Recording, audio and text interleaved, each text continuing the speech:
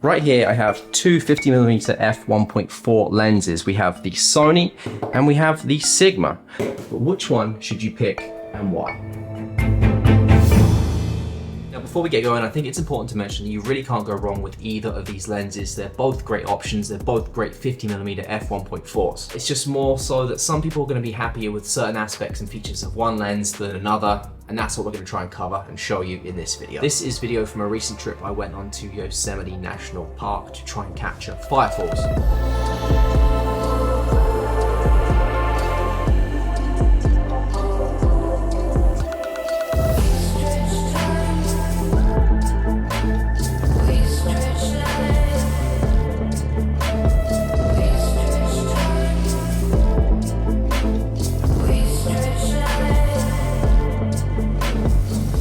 Agree with me that both look fantastic when it comes to shooting video. Autofocus test starting with the Sony at f1.4 obviously, just to see if it tracks my eye, looking for that little eye box to appear and follow me around.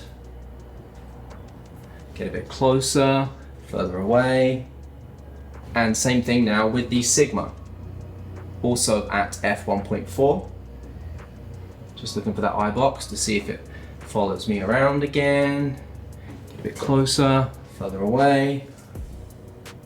My guess, without even looking, is they're probably both going to do well. A lot of it is to do with body now opposed to the actual lens, but people still want to see. I want to see if there's any color differences between these two lenses here. So I have the custom white balance dialed in using this gray card, and I'll show you over the top right now to see if there's any color differences between the two shooting this exact same scene.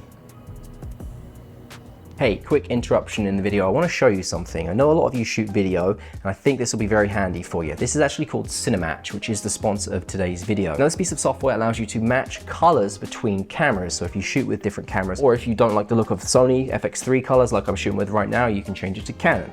You can change it to ARRI or Red quickly and easily. Let me show you how it works. So here in the timeline, we have two pieces of footage. We have GoPro Hero 11 footage on the right and Sony FX3 S-Log3 footage on the left. They will not match well. So let's see what Cinematch can do. We're going to go down to the effects here and add the effect to each piece of footage in the timeline. We're going to click on the Sony FX3 footage, click on Open Controls, and now we need to apply the Rec. 709 conversion to the FX3 footage. So choose your source camera. We're going to go Sony FX3, and profile is that one right there. We're going to go apply Rec. 709 transformation. And now we're going to do the same thing with the GoPro footage. So we click on the GoPro footage and our source camera is the GoPro Hero 11 ProTune flat.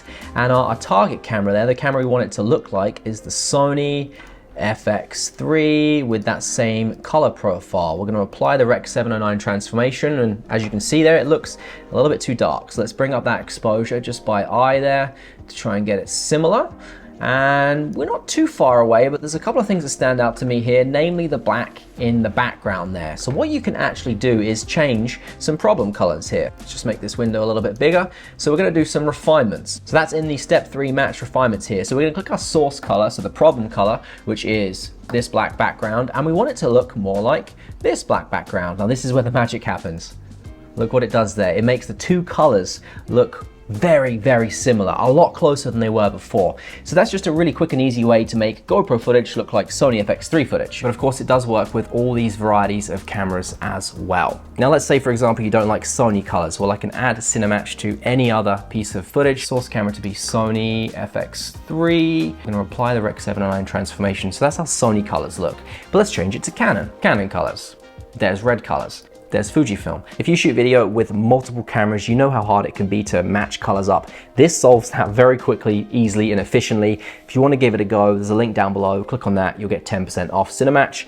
Thank you, Cinematch, for sponsoring today's video. Let's jump into Lightroom, take a look at some photos from the A7R5 with both of these lenses. Now, because it's 60 megapixels, we can really pixel peep, get in close, and really tell the differences between the two. So let's zoom right into my eye and take a look. Now, we had this camera set to eye autofocus and it nailed it both times. So this is as accurate as it possibly could be. Now it's pretty obvious to me just looking at these right here that the Sony is a little bit sharper. There's a bit more definition on the eyebrows. You can see the edges easier. Look at my eyelashes there, just a bit more defined. Also on the imperfections in my skin, just where I'm starting to get old and I've got wrinkles there. you can see them easier on the Sony versus on the Sigma here. Let's maybe go to the eyelet around where the drawstring comes out. Eyelet on the right, eyelet on the left. All right, a lot more fringing on the Sigma than there is on the Sony. Look at that bleed of color coming in around the white there, where it goes from the white to the black. All that red that isn't actually there. There's no red on that hoodie, it's purely white and black. Definitely handled better on the Sony. Almost just a tiny bit of blue in there, but otherwise pretty good. Definitely issues on the Sigma there, but that's only when you get in really close and pixel peep. Now let's take a look at tunnel view. Now something that's immediately evident between the two lenses here is the distortion difference between the two. Now you can obviously correct a lot of these imperfections in Lightroom. I've got everything turned off right now, but if we look between the two, this is the Sony and then this is the Sigma. So they're both 50s. You can see how the Sony actually has a little bit more in than the Sigma. Look around the edge just here. You see a little bit more in the frame than you do on the Sigma, and the distortion is slightly different as well. Let's compare them side by side. We'll throw the Sony on the left again and the Sigma on the right.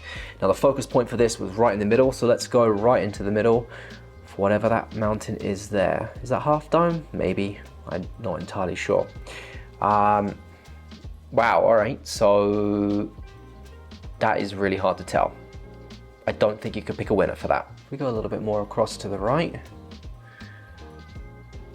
trees look a little bit more defined here on the Sigma than they do on the Sony. This is a f9 as well, bear in mind. Part of El Capitan there where the light is hitting.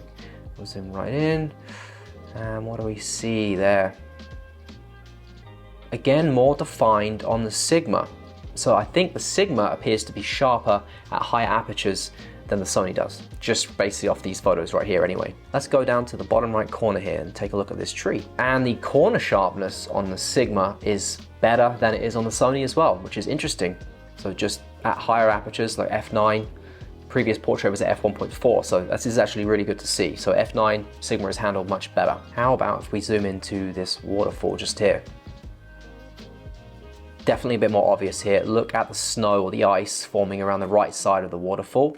It is sharper on the Sigma than it is on the Sony. The Sigma is sharper in the corners and overall whole image at higher apertures like f9, just based off what we've seen here. Minimum focus on the Sigma, 45 centimeters. On the Sony, 40.64. You got 11 aperture blades on both of these for your smooth bokeh. Size is a big differentiator between these two. So the Sigma, 78.2 wide, 111.5 long. That's millimeters. The Sony, 80.6 wide and 96 millimeters long. So this is quite clearly a much smaller lens, and you can see it even just by doing my top-down angle there. It's quite obvious this is the smaller one. And then to go one step further from that, the Sigma, 666 grams in terms of its weight, and the Sony is 516 grams. Now, based off of what I just told you there, you might think, well, the Sony is the clear-cut winner, and it is. However, it costs more. The price of the Sigma is going to be $849 US. The Sony, the pricing I've been told, because it's still technically under embargo, is between $12.99 and $14.99. So even if it comes in at the lowest price I've been told, it's $450 more than the Sigma. But in terms of the lens that's going to pair best with your Sony camera, it's clearly going to be the Sony. Cameras now have a bunch of tech in them that works much better with Sony lenses than with third-party lenses, especially something like the A7R5. IBIS, way better on Sony lenses than it is with third-party lenses. If you're going to be using either of these lenses for video, you're going to want to know about focus breathing. On screen right now, we have both lenses side by side, so you can see any difference in focus breathing between the two. Now, of course, if you have one of Sony's newer cameras like the A7 IV, the A7R5, the FX6, you can turn on focus breathing compensation, and that's where the Sony will completely outperform the Sigma. Now, in terms of actual features on the lenses themselves, it's actually quite close. Both lenses have a customizable button. The Sony, in fact, has two, one there, one there. The Sigma just has the one. You can assign that to whatever you want. Autofocus, manual focus switches, and they actually sound quite different. This sounds quite a bit cheaper. This is more refined. The button sound. There's less of a button to push on here. This feels like actually like tactile clicky button. This is more spongy. You can declick the apertures on both of these lenses. So if you want the clicky, you can declick it. and then it's a declicked aperture, which is really good for video. You can do the same thing on the Sigma. Click on. Oh, those are very different sounds. That's got a nicer click to it when it comes to the aperture ring. And it's almost like they talked to each other and said, hey, what features are you gonna have on here? Because they've put an iris lock on both of these. So you can actually lock it into A and then control the aperture on the camera, and then you will not be able to come out of that. You have to unlock it, and then you can control your aperture again. And then the Sony actually has the same thing. So you can put it into your A and then lock it, and then you cannot take it out of that A. Now the focus ring on both of these is very different. You can see from the above angle there that the Sigma is at least 2 times as big when it comes to the focus ring. I'd even probably say it's closer to 2.5 times as big, but it's a lot firmer, almost to the point where I don't know if I like it that much. The Sony is, you're used to it if you've used a Sony G Master lens before, almost identical to the 24mm. And in actual fact, if you look at these two lenses side by side, you can see they are very similar. So the 24mm here, and then the 50mm here. So it's probably good to show you versus the 50mm F1.2 as well, because this in itself is just a huge feat in terms of engineering. So that is the 50mm F1.2 versus the 50mm F1.4. There's a huge difference in size and weight between these two. The 50mm F1.4 is actually a lot closer in terms of length to the 50mm F1.2 Sony there. So which one of these lenses should you buy? That is entirely up to you. That was the point of this video, to show you and highlight the differences between these two. If you're looking for the smallest, the lightest, with the best performance, it's going to be the Sony. If your budget doesn't allow, maybe the Sigma as well. They're both great lenses. They're both 50mm F1.4s. You pick. That's it. Thanks for watching. I'll see you in the next one. Take care.